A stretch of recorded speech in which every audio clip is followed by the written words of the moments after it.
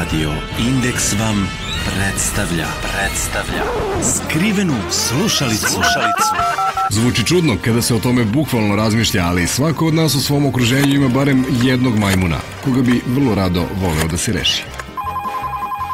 Dobar dan, Zološki vrt. Imam jednog majmuna, znate, i nisam više u mogućnosti da ga držim, pa bih želeo da ga udomim ako je moguće vaša Zološka vrt. Kojeg majmuna imate? Imam veliki problem sa njim. On stalno samo gleda ovo velikog brata, ovu farmu, samo menja kanale i samo ostavi na to. On u telefon uzme pa licitira, zove stanove, zove automobile, potroši mi, napravi mi račun, znate koliki.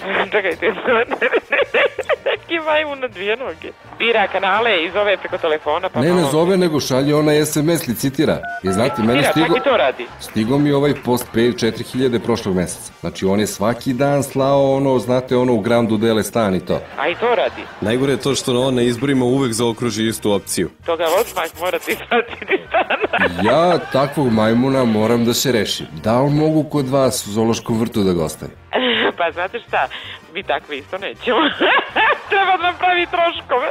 Specifično je da pogotovo to kad izlazi na izbore, a to za poruke i nije strašno. Znači, to je ovako vrlo kućevan. Znate, poruke i ostalo, znate, platite jednomesečno, ali kad na izbore, na primjer, njegov glas ode na pogrešnu stranu, znate šta to znači? Ima čak i ovu čipovanu ličnu kartu. I čipovanu ličnu kartu? Jeste. Baš ima ime. Jedino nije mogao da dobije biometrijski pasoš. A nije? Jel bi on mogao kod vas barem zimu da provede? Pa, zima je već prošla. Pa, sledeću mislim. To ide jedan hladni talas. Još jedan hladni talas ima. Jeste.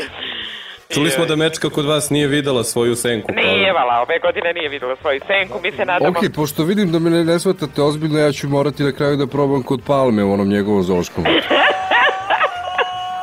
Ajte, puno vam hvala. Molim, nema problema. Prijatno.